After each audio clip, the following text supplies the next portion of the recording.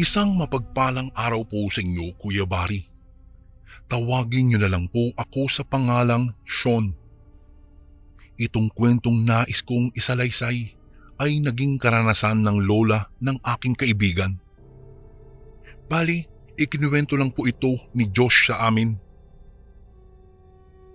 Noong kadalagahan daw ng kanyang lola ay minsan siyang nagkaroon ng isang manliligaw.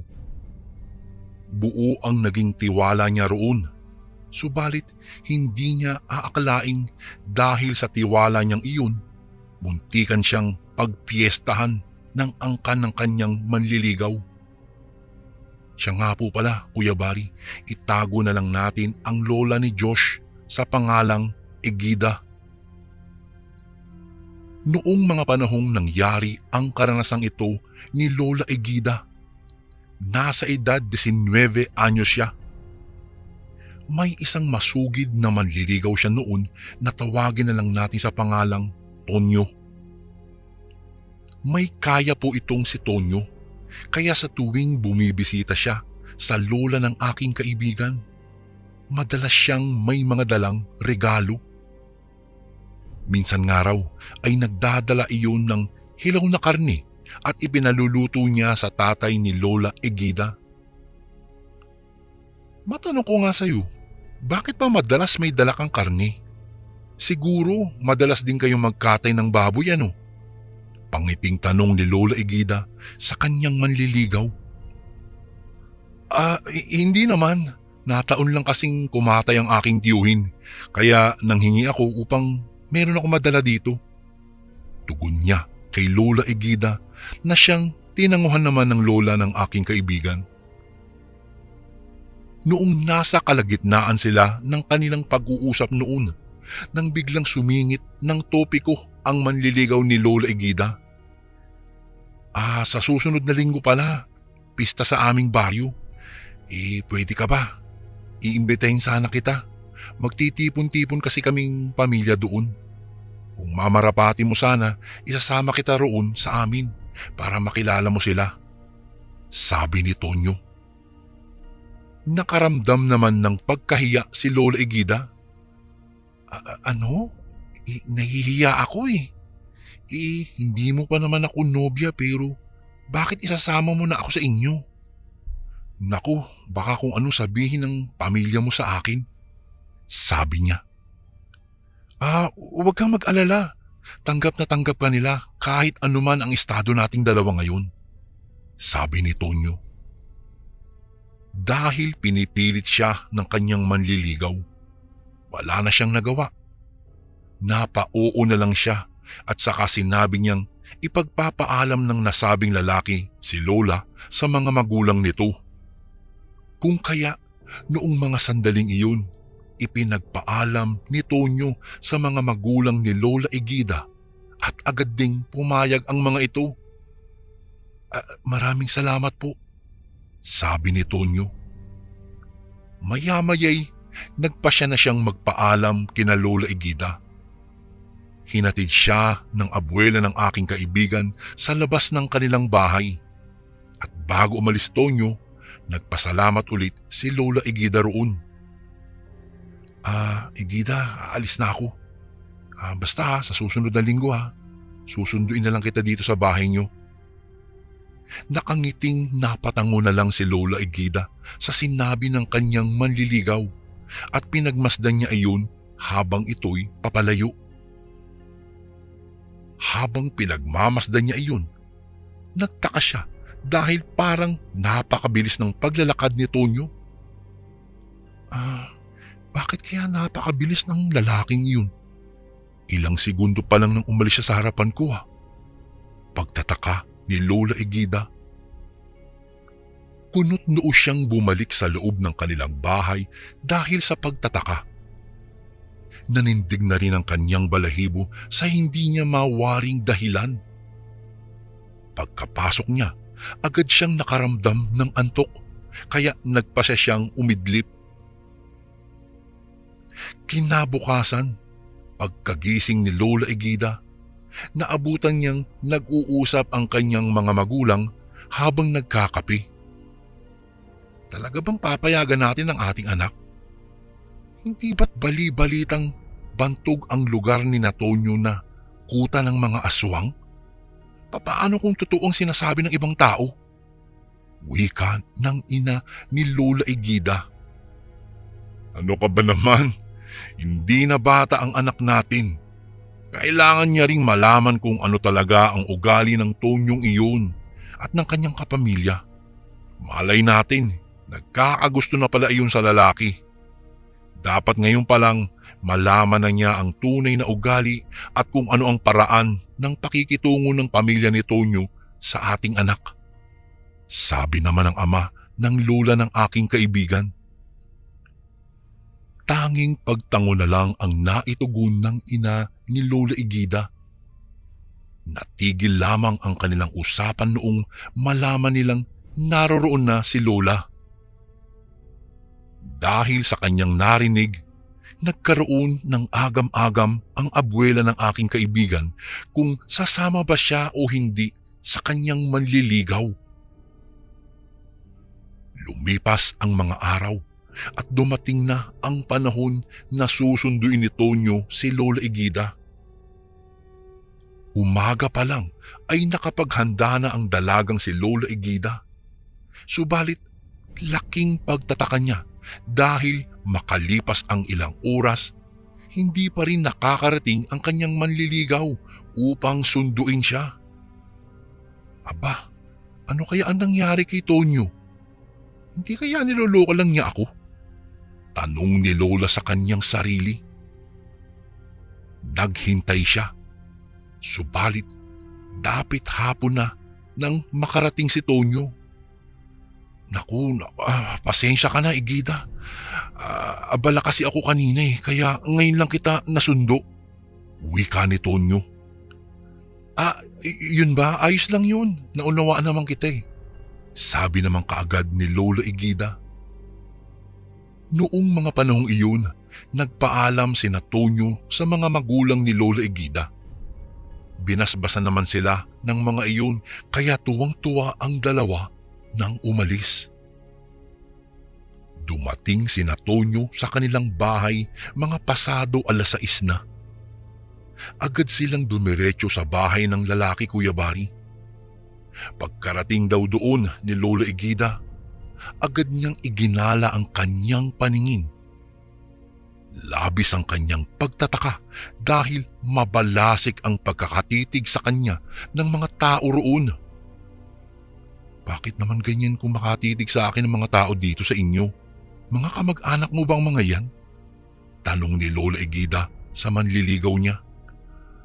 Oo, hayaan mo lang sila. Hayaan mo lang yung mga yan. Bibihira lang kasi kung makakita ng mga dayo yan kaya parang naninibago lang. Sabi naman ni Tonyo.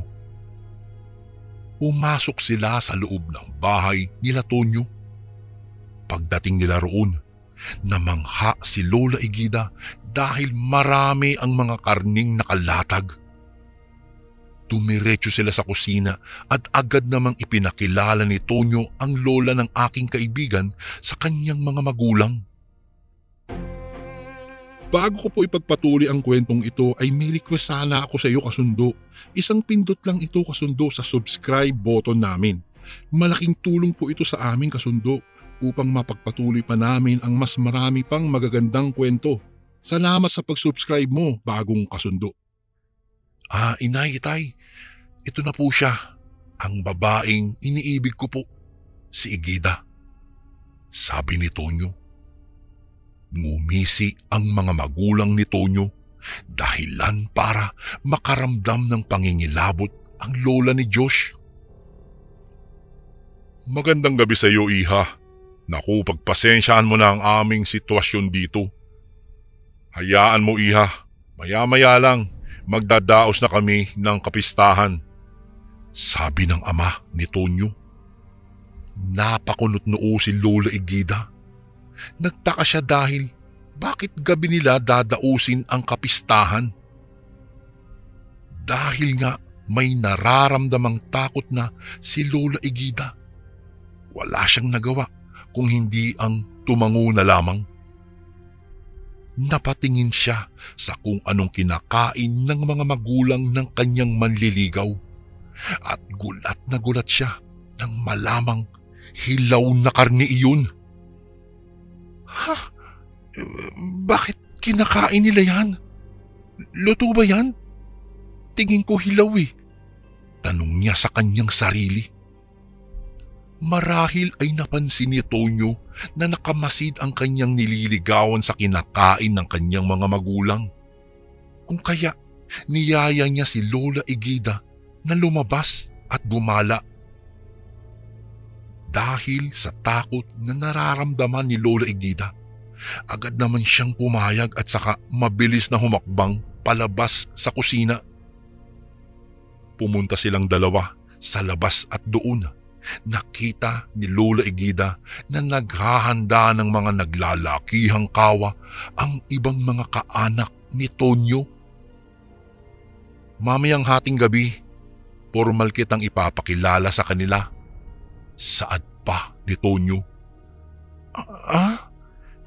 Bakit mamayang hating gabi pa? Ano bang meron?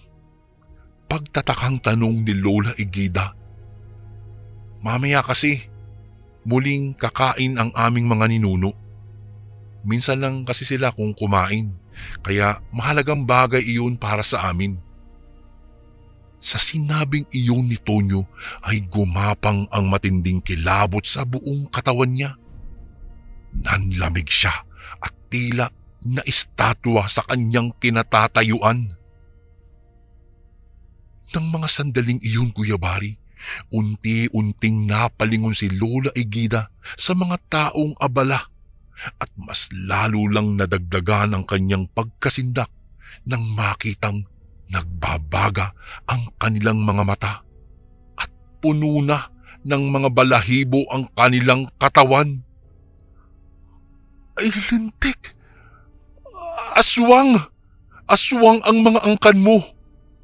Wika ni Lola kay Tonyo. Umiyak siya ng umiyak at takot na takot si Lola Egida. Marahil dahil sa pag-iyak ni Lola Egida, natigilan ang mga aswang. Lahat sila ay tumitig sa kung saan nakatayo si Lola Egida. Nagiging mabalasik ang kanilang paningin at inilalabas na nila ang kanilang mga pangil. Kita rin ni Lola na naglalaway ang mga iyon, kaya nakiusap siya sa kanyang manliligaw. Pakiusap, Tonyo. Huwag ako. Pauwi mo na ako. Hinahanap na ako ng mga magulang ko. Umiiyak na sabi niya. Napatingin ang lalaki sa kanyang mga kapamilya at ang bawat isa sa kanila ay sumenyas na huwag hahayaang makatakas si Lola Egida. Huwag mong hahayaang makatakas ang babaeng iyan. Siya ang magiging hapunan ng mga matatanda. Wika ng isa. Halos mapaihi sa sobrang takot si Lola Egida, kaya napalumpasay iyon at saka humagulgol ng iyak habang nagmamakaawang pauwiin na siya. Noong mga panahong iyon, Kuya Bari, pinatayo daw ni Tonyo si Lola Egida. May kung anong ibinulong ito sa kanya. Egida, mahal kita. Mahal na mahal kita, ngunit nagsinungaling ako. Hindi ko kaya ang inuutos sa akin ng aking mga magulang. Gusto kasi nilang maging kasapi ka namin at hawaan ka para maging kauri ka namin. Ngunit di ko iyon matiis. Napamahal na ako sa iyo ng sobra. Gusto ko na ring magbago, kung kaya't susuwayin ko ang iniuutos nila sa akin. Halika na, tumakas na tayo. Bilisan natin kasi baka magising na ang mga matatanda sa aming angkan. Tiyak na hahabulin nila tayo kung nagkataon. Mahabang wika ni Tonyo. Gulat naman si Lola Egida nung mga oras na iyon. Hindi siya makapaniwala at hindi niya maintindihan ang sinasabi ni Tonyo. Habang tumataka sila, ibinunyag ng lalaki ang lihim ng kanilang pamilya. Nalaman ni Lola Egida na mga aswang sila at maging ang buong angkan nila. Habang sila'y tumatakbo pa uwi, ay hindi maintindihan ni Lola ang kanyang nararamdaman. Tila may pagtingin din siya dito sa lalaking ito, ngunit natatakot na siya ngayong nalaman niya ang kanyang lihim. Gulong-gulo ang isip ni Lola Egida. Pagka-uwi nila, labis ang kanyang pasasalamat kay Tonyo dahil hindi niya hinayaang saktan siya ng angkan ng lalaki.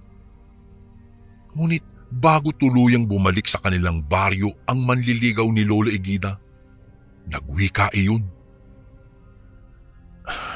Egida, marahil ito na ang huli nating pagkikita. Pero hindi ko pinagsisisihan na hinatid kita pa uwi. Hindi ko pinagsisisihan na sinuway ko ang mga magulang ko para sa'yo. Paalam na, Egida. Tandaan mo, mahal na mahal kita. Totoo yun. Sana naramdaman mo yan. Di ako maaring magtagal. Alis na ako. Nang mga panahong iyon, dali-dali nang tumakbo pabalik si Tonyo. Bigla na lamang napahagulgol si Lola Egida dahil sa nangyari. Hindi niya alam kung ano ang kanyang mararamdaman dahil magkahalong awa para sa manliligaw niya at saka takot dahil muntika na siyang pagpiestahan ng angkan noon.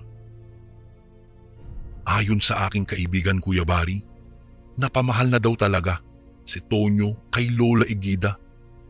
Ngunit mas nanaig ang kanyang takot kaysa ang pagmamahal niya sa lalaking iyon. Maaaring napamahal siya sa maling tao, ngunit hindi pa rin daw niya iyon pinagsisisihan. Minsan lang nagmahal si Lola Egida, sa maling tao pa napunta. Isang tapat na manliligaw ang hindi makakalimutan ni Lola Egida. Isang manliligaw na galing sa angkan ng mga aswang. Hanggang dito na lang po ang aking kwento, Kuya Bari. Salamat po ng marami. At paki-shoutout na lang po ang pamilya De La Vega. Lubos na gumagalang, Sean. Isang magandang araw po sa inyo, Kuya Bari. Itago mo na lang po ako sa pangalang Oscar. Nais ko lang sanang ibahagi sa inyong channel ang kwentong ito.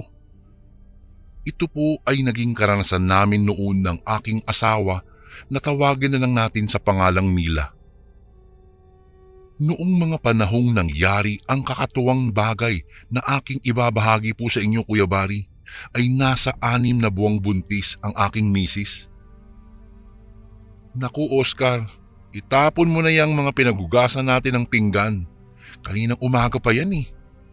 Wika sa akin ni Mila na halatang naiirita siya. Teka muna, wag muna. Hinihintay ko pa kasi si Paring Gibo eh. May baboy kasi siya, kaya baka dadaan siya rito at mangungulekta ng kaning baboy. Tugon ko sa kanya. Kung ganon, sa labas mo na lang ng bahay natin ilagay yan. Paki naman ang baho kasi. Sabi pa ni Mila. Napatango ako sa kanya at saka inilabas na ang plastik na may lamang kaning baboy. Noong mailabas ko iyon, nagpalinga-linga ako. Pinagmasdan ko ang daanan at saka hinintay ang aking kaibigan. Subalit wala pa rin iyon. Bakit kaya hanggang ngayon wala pa si Paring Gibo? Mga ganitong oras dumadaan na yun Saad ko lang sa aking sarili. Dahil wala pa rin noon ang aking kaibigan at saka malapit ng dumilim, nagpasya na akong pumasok sa loob ng aming bahay. Naisip ko na hindi ko nakasalanan yun kung hindi niya makukuha ang kaning baboy.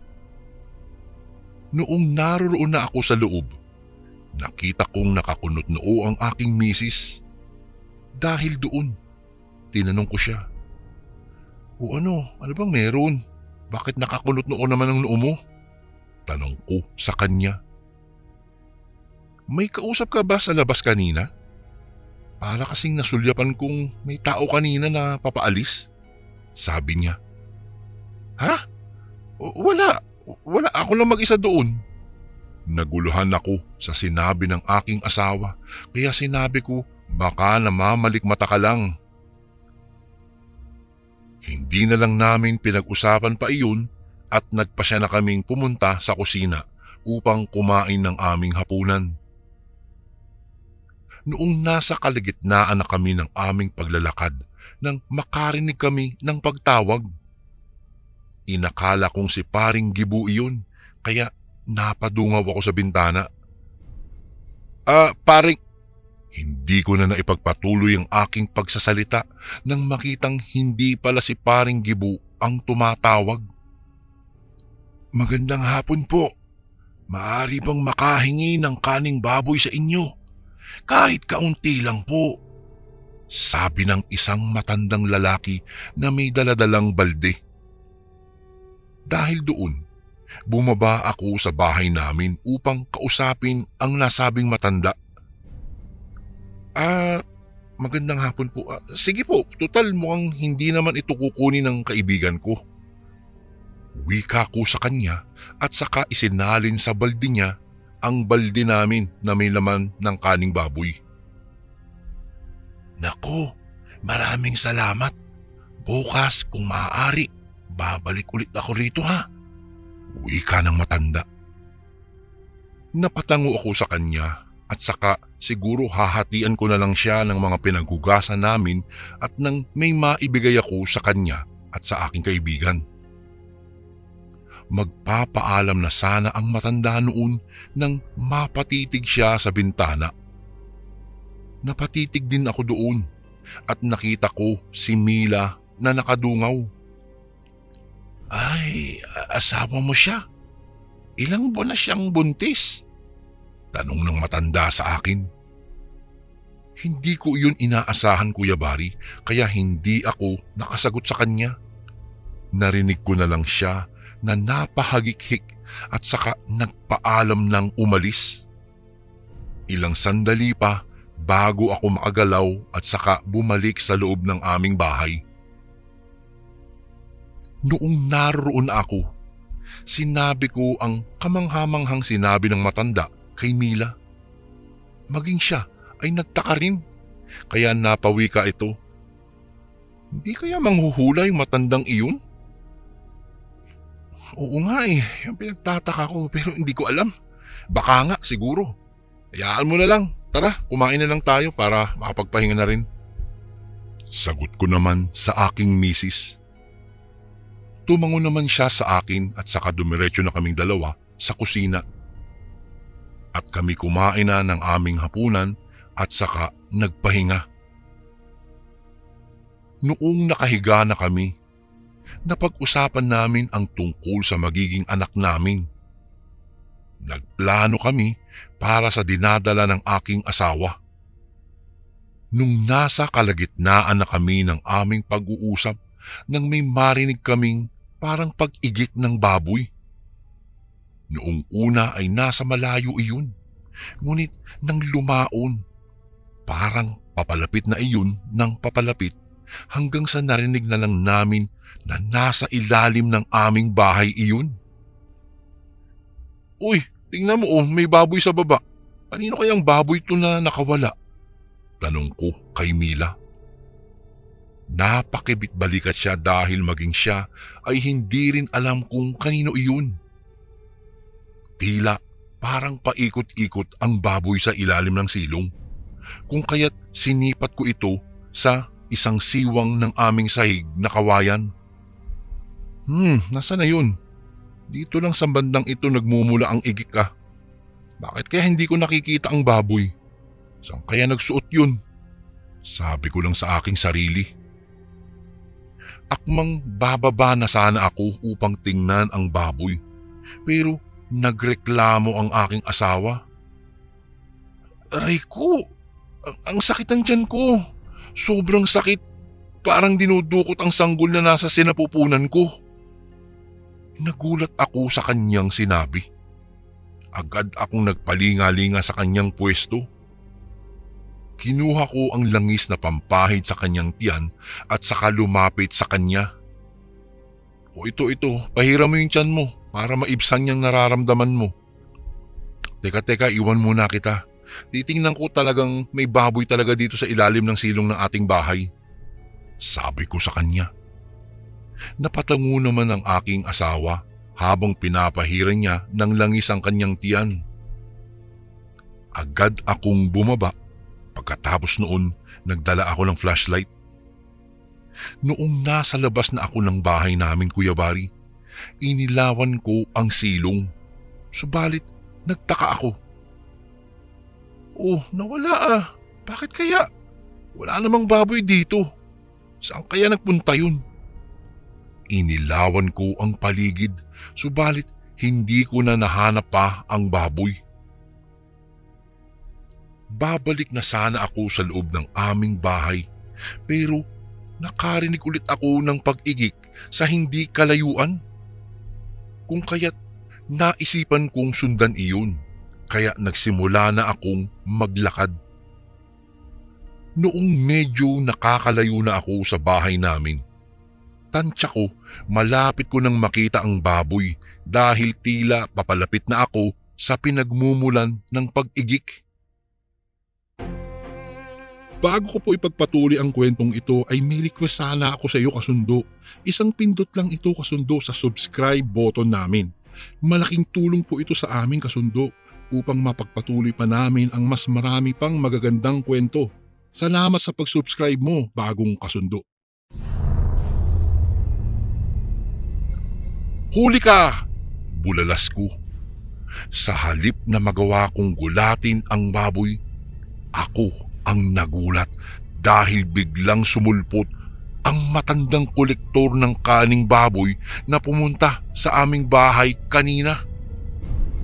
O, anong ginagawa niyo po rito?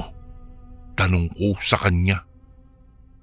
Napangiti siya sa akin at saka nagwika. Nakawala kasi ang isang baboy ko. Hinahanap ko rito dahil baka rito napadako. Sabi niya sa akin. Napatitig ako sa unahan at saka nagsalita. Ganun po ba? Mukhang doon ho sa bandang iyon nagtungo yung baboy. Sundan niyo na lang po. Sabi ko naman sa kanya. Nagpasalamat sa akin ang matandang iyon at saka umalis na. Bumalik naman ako sa aming bahay, subalit noong papasok na ako, may kung ano akong naisip. Bakit kaya parang ang bilis gumalaw ng matandang yun? Bigla na lang siyang lumitaw doon sa bahaging iyon ha. Hindi ko man lang alam kung saan siya nagmula. Napailing ako at saka nagpa siya ng pumasok sa aming bahay. Dumiretso ako sa aming silid at noong naroroon ako, bigla akong nakarinig ng mahihinang paghuni naman ng tiktik. Narinig mo yun? Tanong sa akin ni Mila. Napatango ako sa kanya bilang tugon at nagpa siya akong magmatsyag sa paligid. Walang ano-ano, napamura ang aking asawa. Napasapo siya sa kanyang tiyan at nagreklamong sobrang sakit na naman noon. Dahil doon, muli akong nagpaalam sa kanya na bababa. Subalit bago iyon, Kuya Bari, kinuha ko muna ang aking itak. Noong nasa ibaba na ako, agad akong nakaamoy ng mabahong samyo ng hangin. Parang pinaghalong lansa iyon at saka parang dumi ng manok o baboy. Ang baho naman! Ano ba yun? Anong amoy yun? Saglit akong natigilan nang may marinig akong pagkaluskos. Nagmatsyag ako sa paligid at hindi ko muna binuksan ang aking daladalang flashlight. Nang walang ano-ano, may narinig akong parang mahihinang paghuni ng tiktik na naman. Papalapit iyon ng papalapit sa aming bahay, kaya nagpalinga-linga ako. Kinabahan ako, Kuya Bari. Ilang sandali pa may nakita akong nagliliwanag na bagay na tumigil sa silong ng aming bahay. Hindi na maganda ang pakiramdam ko. Ang pagkakaalam ko, aswang ito.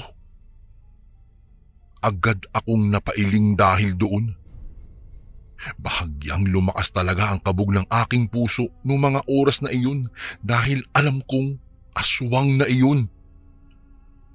Noong marinig kong umungol ang aking asawa dahil sa sakit, doon ko na inilawan ang silong ng aming bahay.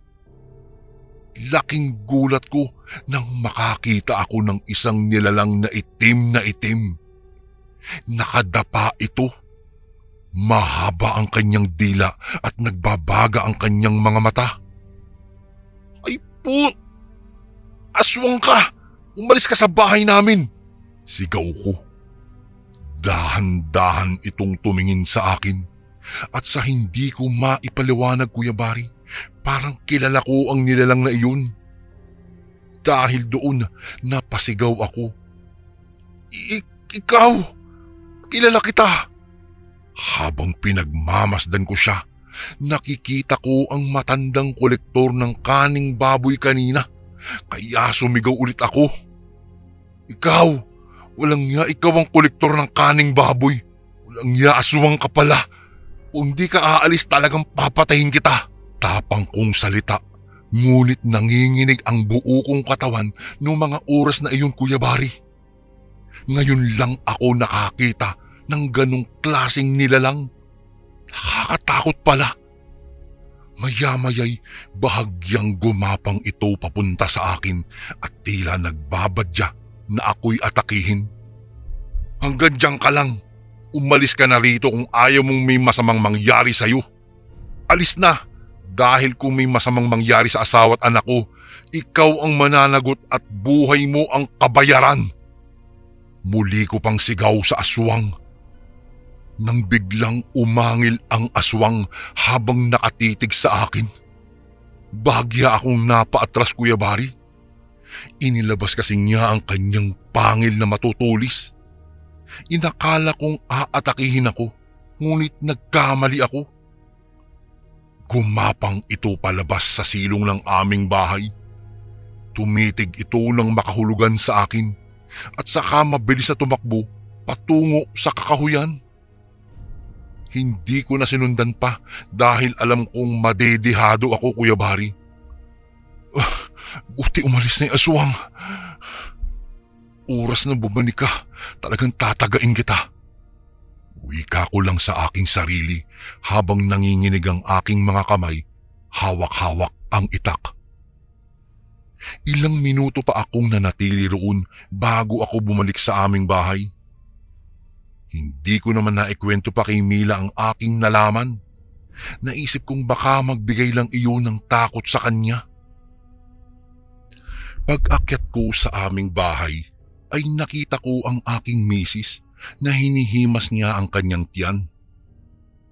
Tinanong niya ako kung ano ang nangyari at kung sino ang sinisigawan ko kanina. Natigilan ako at hindi ko alam kung aaminin ko sa kanya. Ngunit hindi naman ako makapagsinungaling sa kanya kung kaya't ikinwento ko lahat. Gimbal na gimbal ang aking misis noong mga sandaling iyon, Kuya Bari. Noong nalaman niyang aswang pala iyon. Dali-dali akong pumunta sa aming kusina upang hagilapin ang asin at bawang. Ginawa ko po iyong pangontra para hindi na makabalik pa ang aswang. Magdamag ko pong binantayan ang aking misis hanggang sa nakatulog na nga ito. Kinabukasan ay narinig ko ang aking kaibigang si Paring Dido. Alam kong sadya niya ay para kunin ang kaning baboy. Bumaba ako sa aming bahay at nagulat siya nang makita ako dahil para daw namumutla ako. Kung kaya't ikinwento ko sa kanya ang lahat ng nangyari at maging siya ay nagimbal din sa kanyang mga narinig. Lumipas po ang ilang araw at may natagpo ang bangkay sa gitna ng ilog malapit sa may kakahuyan. Noong puntahan namin kasama ang aking mga kapitbahay, ay napagtanto kong yung matandang kolektor ng kaning baboy ang nakahandusay doon na wala ng buhay. Mayroon itong maraming taga sa kanyang katawan. Tuguan. Siguro po, maaring napatay ito ng taga-ibang baryo at dito na lang nalagutan ng kanyang hininga. Magmula po noon, Kuya Bari, naging payapa na ang aming kalooban ng aking misis dahil sigurado na kaming walang gagambala na aswang sa aming buhay. Isang kakaibang karanasan po na hindi ko po malilimutan, Kuya Bari, na muntik na kaming maaswang dahil lang sa isang matandang lalaki na nagpanggap na kolektor ng kaning baboy. Hanggang dito na lang po ang aking kwento, Kuya Bari.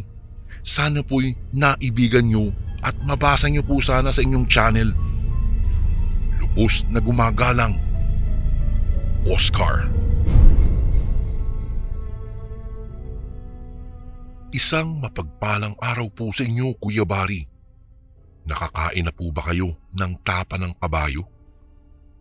Ako po, sa totoo lang ay hindi pa po at wala po akong balak na tikman ito, lalong-lalo na pagkatapos kong marinig ang kwento sa akin ni Tio Conrado. Kuya Bari, itago mo na lang po ako sa pangalang Nathaniel. Nakatira po ako dito sa Masbate. Ang Tio Conrado ko naman ay taga Sorsogon. Ilagay na lang po natin sa point of view ni Tio Conrado ang kwento. Dekada 80. Kakauwi ko lang ng Sorsogon galing sa Masbate. Isang taon akong hindi nakauwi sapagkat may tinatrabaho ako sa Masbate, kaya pagkauwi ko ay nagkayayaan kaming mag-inuman sa bahay ng matalik kong kaibigan na si Marcelito. Matagal na kasi kaming hindi nagkakasama dahil sa busy na kami sa kanya-kanya naming mga buhay at trabaho. Kasama namin ang pinsan niyang si Ruel at bayaw nitong si Bernardo. Inako ko na ako na lang ang magdadala ng pulutan para naman may kaunting ambag ako sa inuman at sila na ang bahala sa aming mga inumin. Napagpasyahan namin na sa kubo na lang nila sa Kamalig kami mag-inuman. Kung sakali mang malasing kami, ay doon na rin kami matutulog. Malamig naman doon sa gabi dahil sa gawa sa pawid lang ang bubungan nito at yari sa kawayan ang kubo. Noong papunta na kami, ay naalala kong ako pala ang nagpresentang magdala ng pulutan. Nakalimutan ko po iyon kaya bababa ulit ako sa bayan. Nasa taas ng bukid kasi ang Kamalig nila Marcelito. Iniwan ko muna sila doon. Meron naman akong motorsiklo na kayang umakyat ng bundok. Sa katunayan po, Kuya Bari, ito ang sinakyan namin papunta sa Kamalig. Hapon na ng mga oras na iyon, saka maagang nagliligpit ang mga tindera sa palengke sa bayan. Usap-usapan kasi na may gumagalang aswang, tapos malalayo pa ang inuuwian ng mga tindero at tindera, kaya alas 4 pa lang, Kuya Bari, ay nagsasara na ang mga ito. Naku naman, saan kaya ako maghahanap ng isda o kaya karne dito? Sarado na yung mga tindahan. Puro na lang gulay ang mga natitira, di man pwede yun. Ay naku, bakit mo ba kasi nakalimutan? Nag-uulyanin ka na talaga, Conrado. Bulong ko lang sa aking sarili. Palinga-linga ako sa palengke. Pinarke ko muna ang motor at bumaba ako. Papasok ako sa iskinita. Baka may nagtitinda pa doon ng isda o karne. Sinuyod ko ang buong loob ng palengke ngunit wala na talagang karne o isda na nagtitinda. Puro gulay. May nagbukas pang tindahan. Nagbebenta sila ng chichirya, kaya bumili na lang ako ng iilan. Mas masarap pa rin talaga kung ulam ang pulutan namin. Paglabas ko sa palengke, Kuya Bari, ay may nasipat akong isang matandang babae na may dalang bilao. Sa bilao ay may mga nakasupot, kaya nilapitan ko ito. "Manang, ano po ba yung tinitinda ninyo?" Tanong ko sa matanda. Tumingin ito sa akin at ngumiti ito. Napansin ko ang peklat niya sa kanyang pisngi. "Ay, ito ba, iho? Ay, ito'y tapang kabayo. Medyo matupal nga ang benta ngayong araw eh. Ibebenta ko na lang ito sa iyo ng mura para makauwi na ako." Sagot nito sa akin. Ano po, tapang kabayo? Masarap po ba yan, Manang? Hindi pa kasi ako nakatikim ng tapa ng kabayo sa buong buhay ko eh. Wika ko sa kanya. Hindi ko pa kasi natikman talaga, Kuya Bari, ang tapang kabayo, kaya medyo nagdadalawang isip akong bumili. Baka kasi hindi masarap, tsaka masasayang ang pera na pinambili ko. Ngunit nakakarinig naman ako sa iba na masarap daw na pulutan ang tapang kabayo. "Abay, oo, iho. Hindi ka pa ba nakakatikim nito? Masarap itong tapa ng kabayo. Hindi ka magsisisi pag natikman mo ito. Sige na, bilhin mo na ito." Alok ng matanda sa akin. Medyo naawa naman ako sa matanda, Kuya Bari, kaya napagpasyang kong bilhin na lang ito. Gusto ko rin namang malaman kung ano ang lasa ng tapa ng kabayo. Binili ko na lahat ng natira. Tuwang-tuwa naman ang Ali. Maswerte pa nga ako kung tutuusin kasi may nabilhan pa ako na gagamitin namin bilang pulutan. Masayang masaya ang matanda dahil naubos ang kanyang paninda. Nagmamadali na rin akong sumakay sa aking motorsiklo para makabalik sa tropa. Padilim na sa mga oras na iyon. Pagkaandar ko sa motor ay sinubukan kong lingunin ang matanda. Gusto ko sanang isabay na lang siya kung saan man siya pupunta, ngunit sa aking paglingon ay wala na ito sa kanyang kinatatayuan. Kung naglakad man iyon, ay makikita ko pa ito, kaso wala talaga. Bigla na lang itong nawala. Medyo nagtataka ako, ngunit hindi ko na lang binigyan pansin pa iyon at pinaandar ko na ang aking motorsiklo at umalis na. Pagkadating ko po sa kubo ay nagsisimula pa lang sila na mag-inom. "Uy pre, andyan ka na pala. Ba't ang tagal mo? Nagsimula na kami kasi uhaw na itong si Insan." Wika ni Marcelito sa akin. Sinabi ko naman sa kanya kung bakit medyo natagalan ako at nilapag ko kaagad sa mesa namin ang 2 supot ng mga chichirya. Isinalin ko na rin sa isang plato ang tapa ng kabayong nabili ko sa matandang babae kanina. "Pare, ano to? Ano tong nabili mo?" tanong ni Bernardo sa akin. "Pare, malupit ito. Tapa ng kabayo, nabili ko dun sa matanda." Sagot ko sa kanya. "Ha? Tapa ng kabayo? Saan mo nabili to, pre?" Sigundang tanong ni Ruel. Doon sa palengke, pre." Sagot ko naman sa kanya. Kinuha ko ang kutsara upang tikman na sana ito nang biglang pigilan ni Marcelito ang kamay ko. Nagtaka ako at napatanong sa kanya, "Bakit, pre?" "Pare, sandali lang. Nakalimutan ko palang sabihin sa iyo na may usap-usapan sa bayan na may aswang na nagtitinda dito ng ulam. Hindi natin alam, pre, na baka yung nagtinda sa iyo, aswang na pala. Ganito na lang para makasigurado tayo, kailangan natin patakan yan ng katas ng kalamansi." Sagot niya sa akin. Napakunot noo ako. Wala akong kaalam-alam ukol sa usapang ganyan.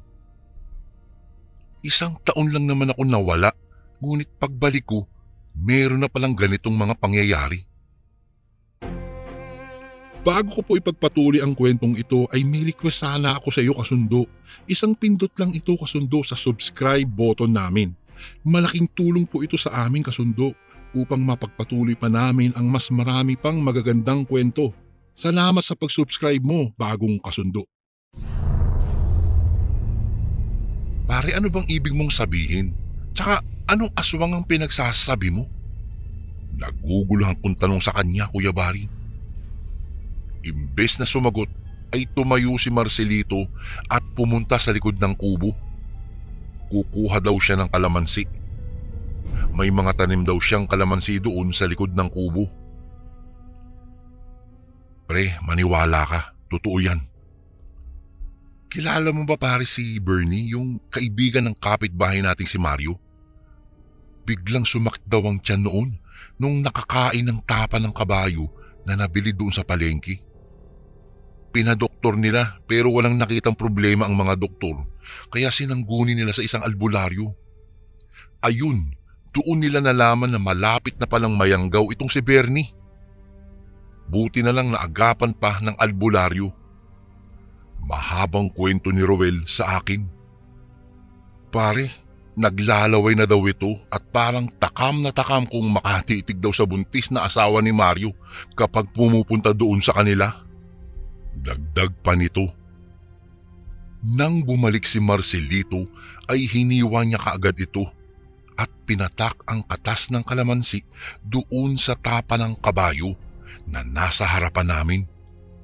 Papatakan lang daw niya ng kalamansi ang isang kaduda-dudang pagkain upang malaman ang tunay na anyo nito. Ilang segundo lang ang nakalipas at bigla itong bumula. Titig na titig ako sa tapang nasa harapan ko. Pagkatapos bumula ay nanlaki ang aming mga mata. Nagbago ang anyo ng tapa. Nakakita kaagad ako ng parang mga buhok-buhok. Mayroong daliri at mga balat na parang galing sa tao. May tattoo pa nga ang balat na iyon. May malapot ito na kulay dilaw na sabaw. May mga puting uod pa nga itong lumabas at umalingasaw ang napakabahong amoy. Nandiri kami at umakyat ang kinain ko kaninang tanghali. Napasuka ako, Kuya Bari. Grabe yung nararamdaman ko ng mga oras na iyon. Bigla akong natakot dahil unang beses ko palang naranasan ang kahindik-hindik na pangyayaring ito. Biglang pumasok sa isipan ko ang masasamang bagay na maaaring ginawa ng matanda sa mga biniktima niya. Muntik na talaga ako. Aswang pare, aswang yung nabilihan mo. Wika ni Marcelito sa akin. Matanong ko lang may peklat ba yung matandang nabilhan mo? Dagdag nito. Tumango naman ako. Naku, tumpak. Aswang nga. Pare siya din yung matandang binilhan ni Bernie. Napailing naman ako. Kinuha ni Marcelito ang plato at dinala ito sa likod ng bahay. Bumalik siya pagkatapos ng ilang minuto. Binaon daw niya iyon sa lupa para hindi na makain pa ng mga hayop. Napabuntong hininga na lang ako. Nagpasalamat na rin ako sa aking mga kaibigan dahil niligtas nila ako sa posibleng kapahamakan. Lumalalim na ang gabi. Iwinaglit muna namin ang usapin tungkol sa aswang. Hindi nagtagal. Medyo nakalimutan ko na ang nakita ko kanina nang marami-rami na akong nainom na alak, Kuya Bari. Maya-maya'y may narinig kaming huni. Natigilan kaming apat sa aming kwentuhan. Malakas na kakaibang huni ang narinig namin. Medyo nakaramdam ako ng takot. Noong pahina ng pahina ang huni nito, ay itinigil na lang namin ang aming inuman. Naglikpit agad kami at dali-dali kaming pumasok sa loob ng kubo. Nakikiramdam kaming apat sa paligid. Bigla na lang may kumaluskos sa labas ng bahay. Nagkasiksikan kaming apat sa kubo. Hindi kami nakatulog nung gabing iyon.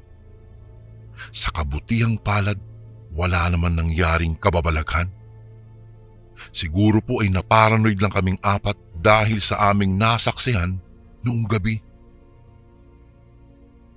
Kinabukasan, bumalik ako sa palengke upang kumprontahin ang matanda, ngunit hindi ko na ito nakita pa doon. Siguro po nakatunog siya sa balak kong gawin sa kanya.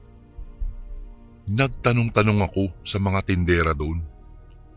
Ayon naman sa mga tindera sa palengke na minsan lang daw nagpupunta doon ang matanda. Siguro nga nagkataon lang na napagbentahan ako. Totoo ngang may usap-usapan ang mga tao sa palengke tungkol sa matandang aswang. Marami na daw itong nabiktima sa kabilang baryo. Ang iba ay nahawaan ng pagkaaswang nito. Ang iba ay nawawala naman. Simula po noon, nag-iingat na ako. Hindi na ako basta-bastang bumibili ng pagkain sa mga taong hindi ko kakilala. Nagdadala na rin ako ng kalamansi kung kinakailangan, Kuya Bari. Nakatikim naman ako ng tapa ng kabayo, pero syempre luto na iyon ng kaibigan ko. Masarap nga ito, ngunit sa tuwing nakikita ko ito ay hindi ko maiwasang maalala ang hitsura noong nabili kong tapa sa matandang aswang. Dito ko na po tatapusin ang kwento ng aking Tiyo Conrado, Kuya Bari.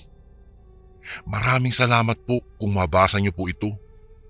Mag-iingat po tayong lahat, lalo na sa pagbili ng mga pagkain sa mga taong hindi natin kakilala, para hindi tayo magaya sa aking Tiyo Conrado na muntik ng mapahamak dahil lang sa pagkain ng tapa ng kabayo. More power po sa inyong channel, Kuya Bari. Muli, maraming salamat po. Lubos na gumagalang, Nathaniel. And again, maraming salamat po mga kasundo. Don't forget to subscribe and i-click nyo lang po yung bell na button para updated po kayo sa mga upcoming videos namin na paparating. Maraming salamat po ulit. God bless and ingat po lagi dyan. Ito po si Kuya Bari at ako ang Sundo.